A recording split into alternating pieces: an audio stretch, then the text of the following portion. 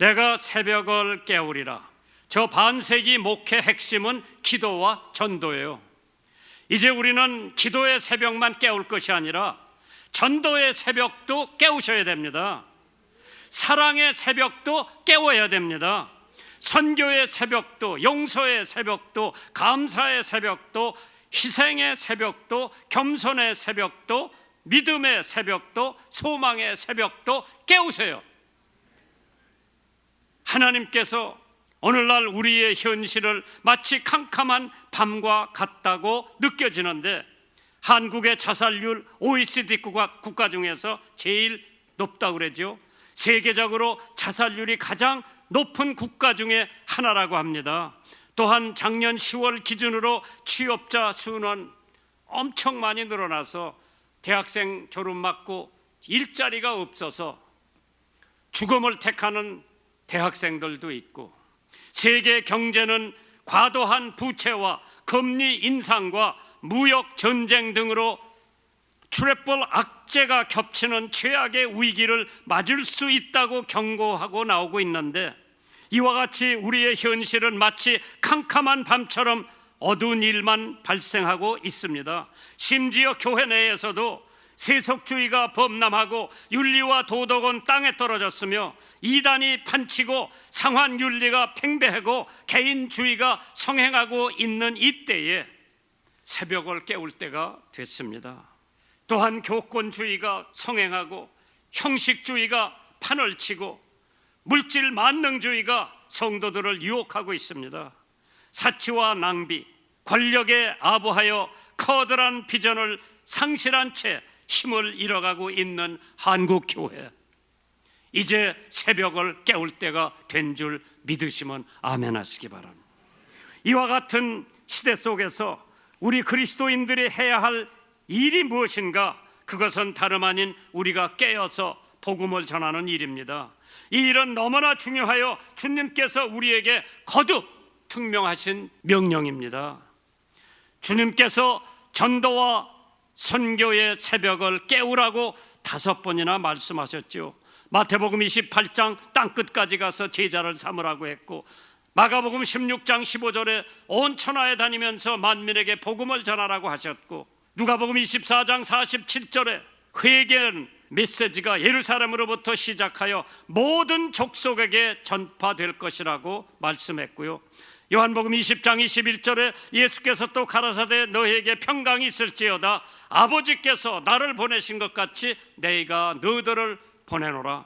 마지막으로 사도행전 1장 8절에 오직 성령이 너희에게 임하면 너희가 권능을 받고 예루살렘과 온 유다와 사마리아와 땅끝까지 이르러 내 증인이 되라고 말씀하신 다음에 하늘로 승천해 올라가셨습니다. 2000년이 지났는데 그 명령을 받들어 수행하는 우리들이 믿지 않는 영혼을 위해서 울은 적이 언제고 눈물을 흘린 적이 언제입니까? 어떤 통계 자료에 보니까 1830년에 비해 1960년도에 세계 인구가 5배가 늘었다고 그러죠. 그런데 기독교 성도 수는 2억으로 제자리의 걸음을 걷고 있고, 그에 비해 지난 10년 동안 천주교와 몰몬교와 여호와 증인 35%의 신도를 증가했다고 보도하고 있습니다. 세계적인 역사학자 아놀드 토인비가 일본을 방문하여 장차 아세안은 기독교가 아니라 불교의 영향권에 빠지게 될 것이라고 예언을 했습니다. 이러한 상황 속에 우리 시대를 파악하고 비전을 가졌던 역사적인 사람들을 본받아야 할 텐데, 불란서의 애국소녀 잔다크, 13살 때 오르랑의 성에 이르러 나라를 구하라고 하는 하나님의 음성을 듣고 영국군을 무찌르고 자기 나라를 바로 세운 사람입니다. 마틴 루터, 수도사의 직분을 벗어버리고 의인은 믿음으로 말미암아 살리라라고 하는 말씀 하나 붙들고 종교 개혁에 나섰습니다. 마틴 루터 킹 목사, 세계를 움직일 수 있는 힘은 사랑이라고 외쳤습니다. 2천만 흑인들의 권리를 되찾기 위해서 민권 운동을 벌여 35살의 가장 젊은 나이에 노벨상을 수상한 사람입니다.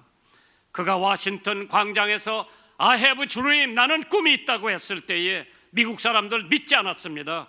그러나 그가 총살 맞고 죽은 얼마 안 가서 미국 학교는 다 인터그레이션, 흑인이나 백인이나 똑같은 학교에 갈 수가 있었습니다. 그게 마틴 루터 킹 목사의 꿈이었습니다.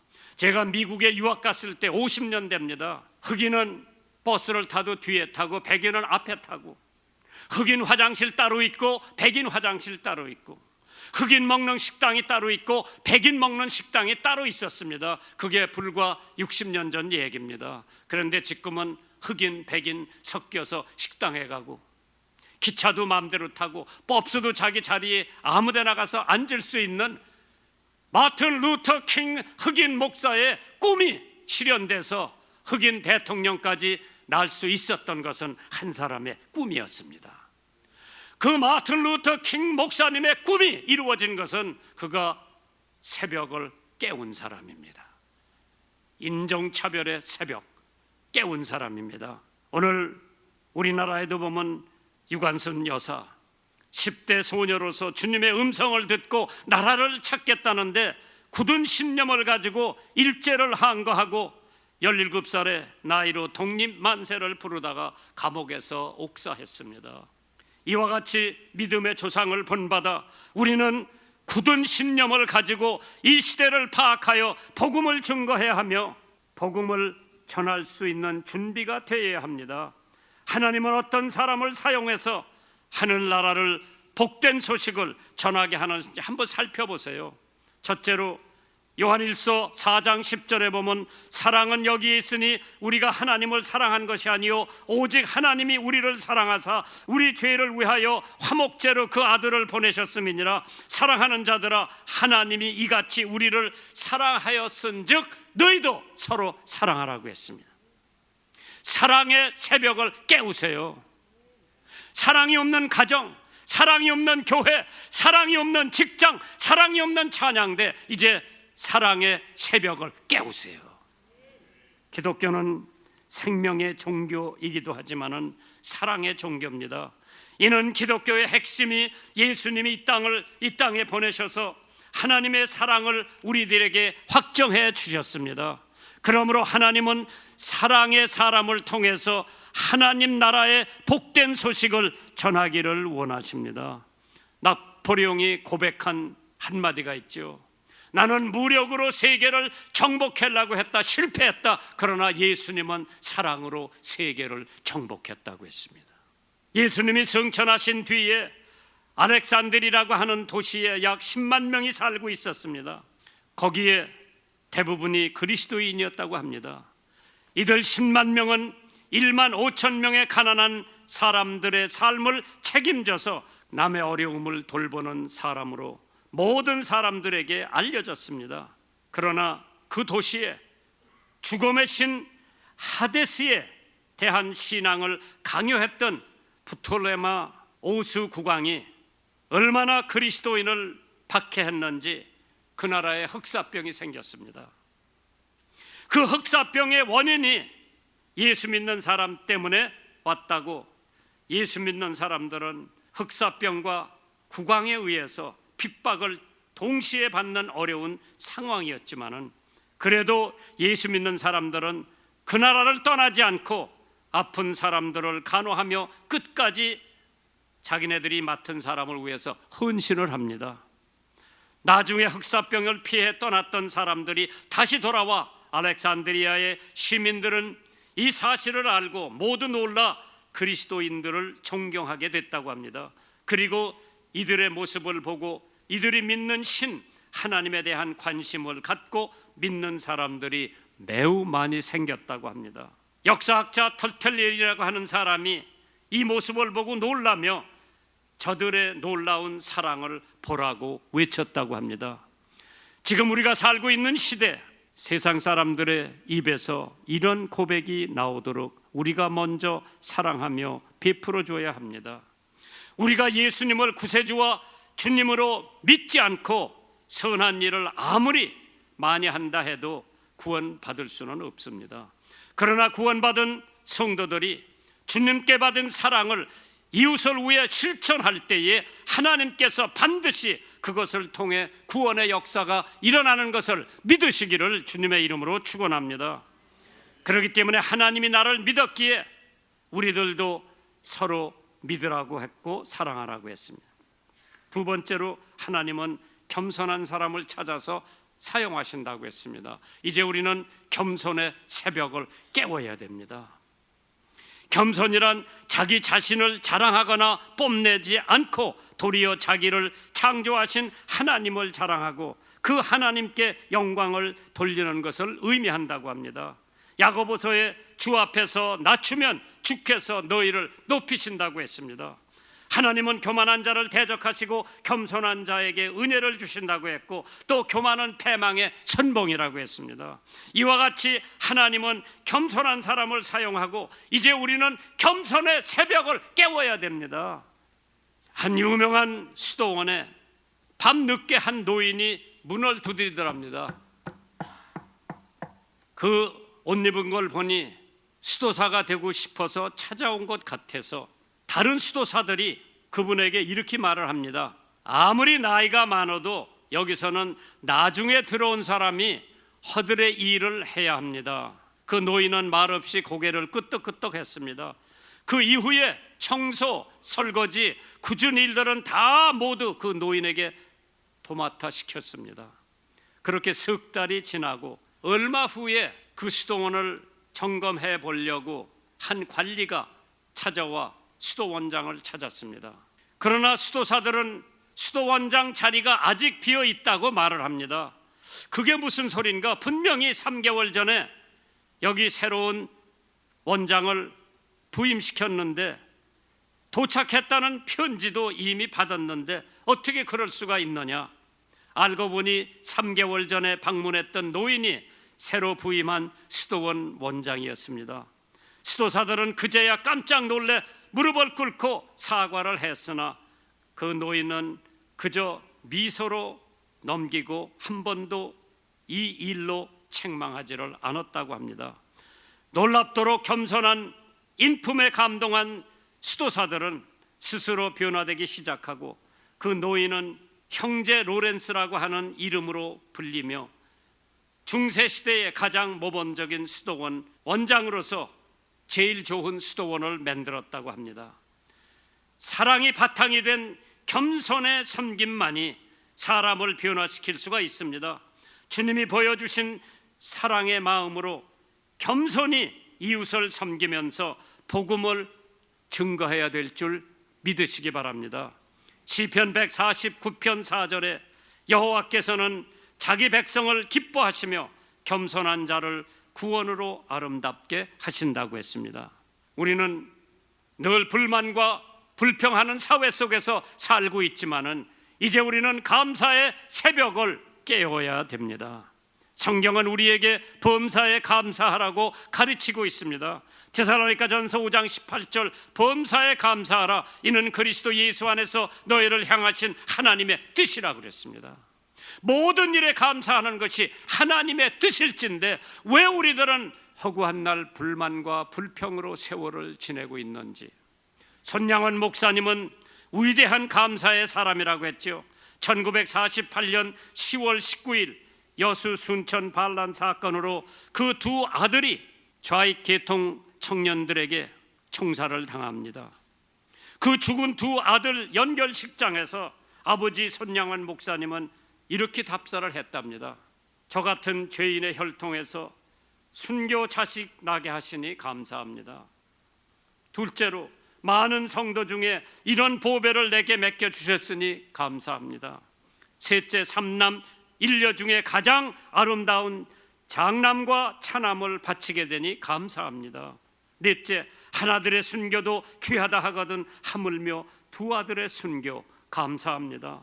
다섯 번째, 예수 믿다 와서 종신하는 것도 큰 축복이거든 하물며 전도하다가 총살 순교하니 감사합니다.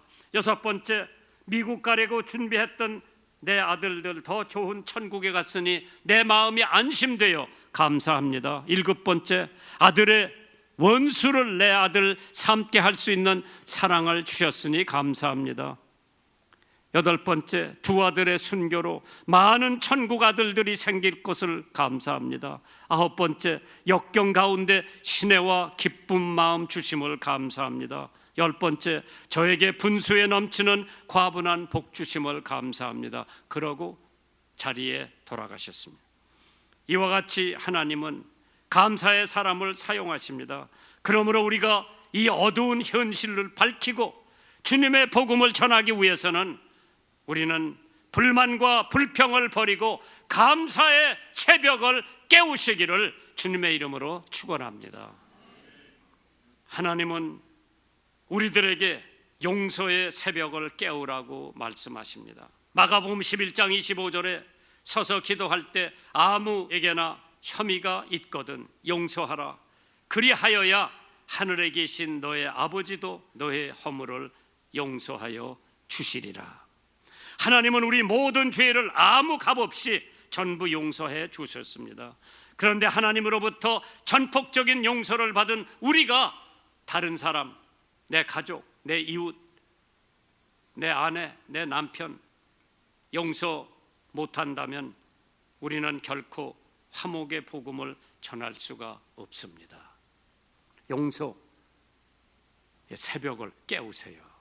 위대한 성사학자 윌리엄 바클리가 우리가 다른 사람을 비판할 수 없고 서로 용서해야 할 이유를 다음과 같이 3가지로 얘기를 해놨더라고요.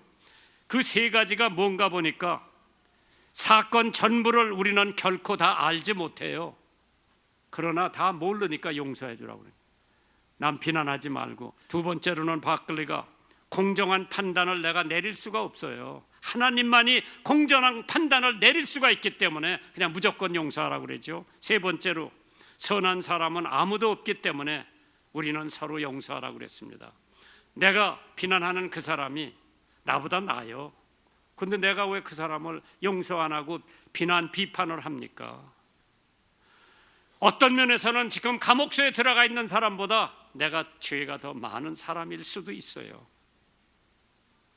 그렇기 때문에 우리는 용서를 해야 된다고 하죠.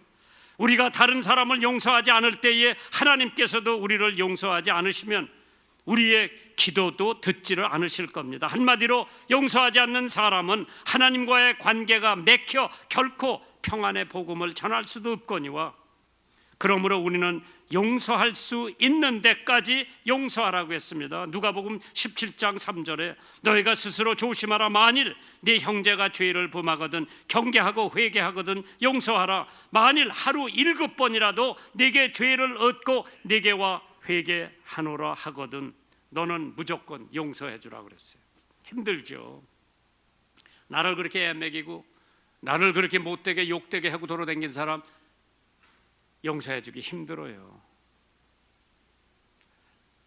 내가 유학을 보내서 미국 학교에서 박사학위를 받고 엄청 혜택을 입었고 우리 교회도 데려와서 부목사 시켰고 다 했는데 나가서 내 욕을 제일 많이 하는 사람 내가 어떻게 용서해 줘요?